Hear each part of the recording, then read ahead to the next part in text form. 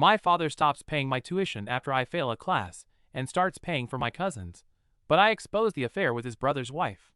I'm 18, a freshman in college, and it's been much harder than I expected. Moving away from home, balancing classes, and trying to figure it all out has been overwhelming. I couldn't catch up, despite my best efforts. I failed one of my classes at the end of the semester. I was so scared. Failing felt like the worst thing that could happen.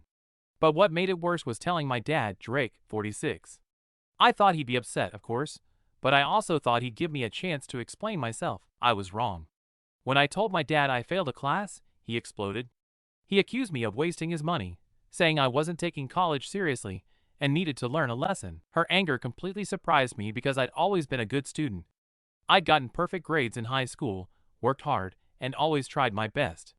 This was the first time I'd struggled academically, and it was a huge blow to me as well. I told him it was just one class, and he could easily make it up, but he wouldn't listen. He said this mistake proved I no longer deserved his support. Then he gave me the worst news possible. He wouldn't pay my tuition anymore. I had always worked hard to make him proud. And now, after just one failure, he was turning his back on me. All my efforts seemed to have been in vain. I felt like he was abandoning me when I needed him most. And suddenly, I was alone.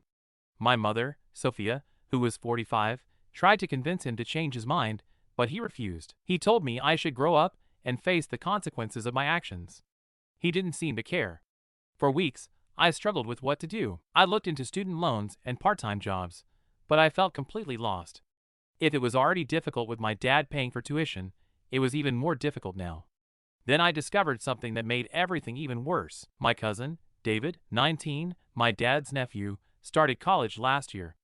I knew my dad had been paying his tuition because my dad used to say that my uncle Frank, 48, had done so much for him when he was young, and he wanted to return the favor by taking on this responsibility. I always thought it was just a little help here and there, like covering some books or helping with the rent. But no, my dad was paying for everything: tuition, books, housing, everything.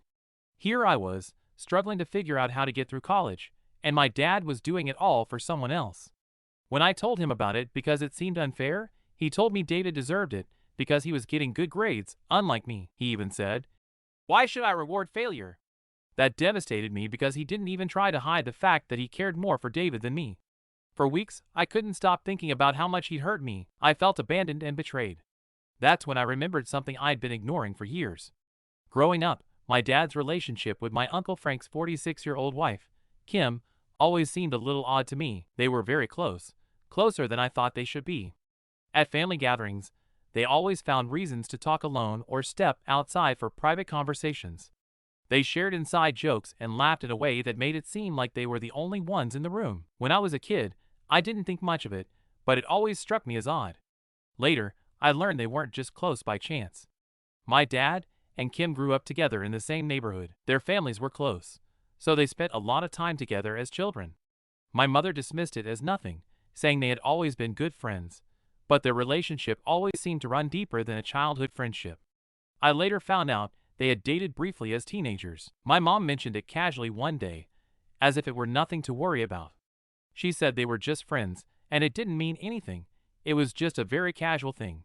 But as I grew older, I noticed her behavior and couldn't help thinking maybe there was more to it. Even after Kim married my Uncle Frank, she and my dad remained very close, too close.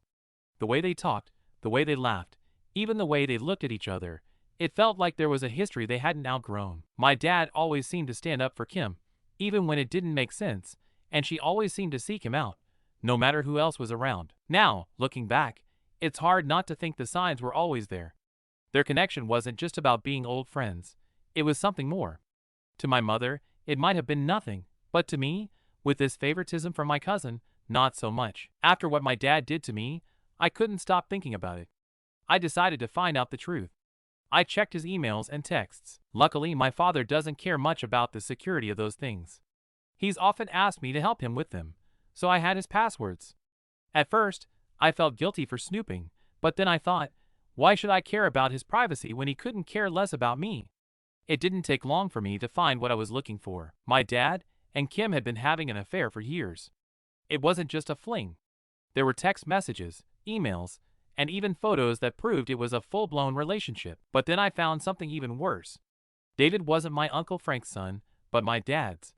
His texts made that clear. My dad and Kim had been hiding the truth for years. They talked about how guilty Kim felt for lying to my Uncle Frank and how my dad always saw David as his real son. It also explained why my dad paid for David's college. He felt as responsible as his father. Suddenly, everything made sense. My dad's favoritism toward David wasn't just about being a good uncle. David was his son, the son he had with the woman he truly loved. Meanwhile, I was the daughter he didn't care about and who tied him to this marriage with my mom. His affair didn't just betray his marriage to my mom or his relationship with my Uncle Frank, it had shaped my entire life. Because all this time he treated me differently. Every time my dad acted like he was this perfect moral guy, it was a joke. He wasn't just a bad dad, he was a liar and a hypocrite. At first, I didn't know what to do. Should I tell my mom? Should I confront him? I knew I wasn't going to protect him. First, because he was a cheater, and second, because my mother didn't deserve to live without knowing this. But I didn't know where to start, because it wasn't just my father being unfaithful. This was going to have repercussions for the entire family. I decided to tell my Uncle Frank. I sent him all the evidence I had and had been able to gather over the past few days. I also sent it with an explanation of what it was, because otherwise, he wouldn't understand what was going on, because I sent so much. When my Uncle Frank called me after reading it, he was devastated. He thanked me for telling him, but said he didn't know how he was going to move forward with this. The situation exploded after everything was revealed.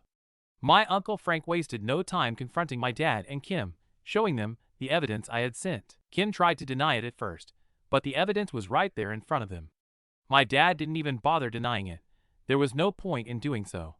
My Uncle Frank was furious. He kicked Kim out of the house the same day, refusing to let her stay even a single night. She begged and cried for his forgiveness, but that was never going to happen. Within a week, he filed for divorce, citing infidelity and making it clear he no longer wanted to be with her. It didn't end there. My dad and my Uncle Frank used to own a business together. After the affair broke, my Uncle Frank bought out my dad. Without that income, my dad's finances collapsed. He had been living far beyond his means for years, and now he couldn't keep up. He had to sell our family home and move into his parents' house. As for David, my dad could no longer afford his tuition. David had to drop out of college and move back in with my Uncle Frank, who was also struggling after his divorce. David didn't know any of this, so he preferred the father he'd had his entire life, not his biological one. I also told my mother, and although she took a little longer to file for divorce, she did it too. She kept half of the marital assets, except for the house, which belonged to my father. Now my father is broke, isolated from all his family and friends, and has nowhere to turn. He's tried to contact me several times, but I haven't responded. I haven't felt any compassion for him. I don't think he deserves it after everything he's done. He lived a double life, and that doesn't go very far. That said, I do feel some guilt for David. He didn't do anything wrong, and now his life has completely fallen apart. Part of me wonders if I went too far. Maybe exposing the affair wasn't the right thing to do.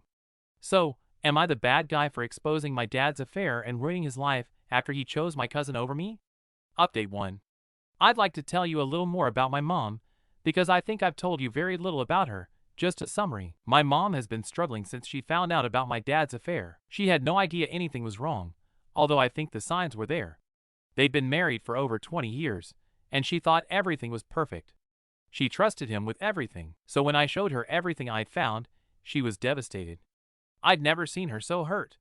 I didn't want to be the one to tell her, but I also wasn't going to keep her in the dark about this. I thought about how I would destroy her, but at the same time, the truth is necessary. When I finally showed my mom the evidence, she simply remained silent and said absolutely nothing. It was as if she couldn't believe what she was seeing. I don't think I expected this from my dad, especially not with someone like Kim. Kim had always been my mom's close friend. They'd known each other for years. My mom never suspected anything. To her, Kim was just a friend, and she never thought my dad would do this to her. She left the house as soon as she could. She couldn't stay there, not with my dad, not after everything she'd been through. She moved back into her parents' house. I hated seeing her like that. Everything got worse from then on. My mom was devastated. She couldn't eat or sleep. It was horrible watching her fall apart. She was bedridden for several days, barely speaking to anyone. My grandfather offered to help me with my tuition, which was a relief. I felt guilty about it because I didn't want to add more stress to everything my mom was already going through. However, She didn't want me to drop out of school, and I knew I had to keep going, even if it felt impossible. She told me that with so many bad things coming out of this, I couldn't add the added burden of dropping out. Over time, my mom started talking to me more about what had happened. She told me about my dad and Kim's past, and how they had dated when they were young, but broke up because they didn't want anything serious. After that, my dad met my mom, and they started dating. Meanwhile, Kim started dating my Uncle Frank. My Uncle Frank made sure my dad completely forgot about Kim, and that my dad was okay with them dating. It all seemed so simple at first, but now it just seemed like a big lie. My mom never thought anything of it. She never suspected my dad still had feelings for Kim. He'd always been the kind of man who seemed completely devoted to her. My mom never thought Kim would do something like that. She always considered her a close friend, a member of the family. And finding out that Kim had an affair with my dad destroyed her. Not only was she angry at my dad, she was also upset with Kim. They had both broken her trust. And I think that's what hurt her the most. For her, it wasn't just the romance. It was a betrayal lasting several years, by people she considered family. I tried to comfort my mom as best I could, but it was difficult. I'd never seen her like this before, and I felt helpless. My mother couldn't find the energy to do much of anything. I could see she was struggling even to look at herself. And then, there's the guilt. I'm going back to college next month, and I'm afraid to leave her behind. It's not okay, and I feel like I should stay with her, helping her get through this. But I know I can't stop my life, and she's told me I have to go back to college. Still, it's hard. Every time I think about leaving, I feel a knot in my stomach. My mom won't tell me she wants me to stay, but I know she's suffering, and I don't want to leave her alone. The only person I don't feel bad for is my father. He's also suffering from all of this, but I wouldn't stay here for him. I feel guilty for revealing the infidelity, but at the same time, I know it wasn't my fault. There's someone to blame here, and it's my father, but I still resent being the messenger. My uncle is still trying to put his life back together, trying to find some normalcy with my cousin. But all of this is being quite hard on everyone. My uncle has told me he can't send my cousin to college right now. He's going through a divorce. He had to buy out my father, and there are a lot of expenses. He still loves his son because he's raised him all this time, but it's hard for him. At least I feel more at ease that my uncle doesn't hate me right now, and he's even thanked me for showing him the evidence. Just thinking about staying married to that woman makes him furious. Update 2. My mom called me yesterday, and she sounded tired. She told me Kim had been contacting her for weeks, but she hadn't responded. At first, Mom said she didn't see the point. Why talk to the woman who ruined her marriage? But Kim kept insisting, saying she needed to see her, and Mom finally relented. She wasn't interested in hearing an apology. She just wanted to know the details. Still, the first thing Kim did was immediately start apologizing. She said all the things you'd expect. How sorry she was, that she didn't mean to hurt him, that she shouldn't have done it. Mom didn't care. She stopped Kim and told her she didn't want to hear any excuses or apologies. She wanted to know what had happened, everything from the beginning. Kim hesitated, but my mother had agreed to the meeting to find out these things, and it was the only reason she wasn't jumping on her head right now. If Kim wanted to get out of there with her head together, she had to be honest. It started years ago, before my parents were even married. For a while, things were normal. Dad and Kim were just friends, and Mom became close to Kim too. But then, one night at a party they all threw together, it all started. Everyone had been drinking a lot, and at the end of the night, Mom and my Uncle Frank went to sleep, but Dad and Kim stayed talking. At some point, Dad told Kim he still had feelings for her. And to his surprise, or maybe not so much, Kim said she felt the same, and they ended up sleeping together that night. The next day, Dad and Kim promised each other that what they did was a mistake, and that it would never happen again. They both felt guilty, but that wasn't the end of it. They continued seeing each other secretly, finding ways to spend time together whenever they could. Neither of them wanted to leave their partners. They said they didn't want to ruin what they had with their partners, but in reality, they just didn't want to face the consequences. They thought they could hide their affair while maintaining their relationships. After a few months, my Uncle Frank proposed to Kim. Dad assumed Kim would say no. He thought she loved him, and would reject my Uncle Frank so they could be together. But she didn't. She said yes. Dad was shocked and furious. He felt as if she had chosen him, even though they had been secretly together for months. He had hoped she would leave my Uncle Frank for him, but instead, she agreed to marry him. Out of anger and frustration, Dad decided to propose to Mom. It wasn't because he was ready or deeply in love. It was because he didn't want to feel left behind. Mom had no idea. She was happy and excited when he asked her to marry him, and she accepted immediately. The two couples were married within 2 months. And to everyone around them, everything seemed perfect. Two happy couples starting their lives together. But it was all fake. After the wedding, Dad and Kim decided to end their affair. They told themselves they could just be friends. But on Christmas Eve, shortly after they were married, the family gathered at my grandparents' house, and everyone stayed there for Christmas. That night, Dad and Kim ended up alone again. They started reminiscing, talking about their early days. One thing led to another, and they ended up sleeping together again. And this time, Kim got pregnant. Kim told Dad the baby was his, but he didn't want my Uncle Frank to know. They decided to keep it a secret and carry on as if nothing had happened. My Uncle Frank believed David was his son and raised him as such. Meanwhile, Dad and Kim continued their affair in secret. By the time I was born, their relationship had already been going on for over a year. Kim told Mom all this. She admitted that over the years, there were times when she and Dad tried to stop, but they always came back to each other. Their affair lasted for years, until I exposed them. Kim also told Mom what happened after everything came to light. When my Uncle Frank discovered David wasn't his biological son, he was devastated. But despite everything, he decided to continue raising David as his own. He said biology didn't matter, and that he still loved him like a son. David still lives with my Uncle Frank, and my Uncle Frank will pay for his college tuition. According to Kim, David is back in college now, and my Uncle Frank has taken full responsibility for him. Kim apologized again after telling Mom all of this. He said he felt horrible about everything and wished he could take it back. But Mom didn't care about his apologies. She told Kim that nothing could undo the damage they'd caused. Then Mom got up and left. When Mom called me and told me everything Kim had said, I was devastated. It was all bad enough without the pain of learning the details. But at the same time, she said it was a relief to finally know the truth. Update 3. I came home for Thanksgiving, and it felt different, in a positive way.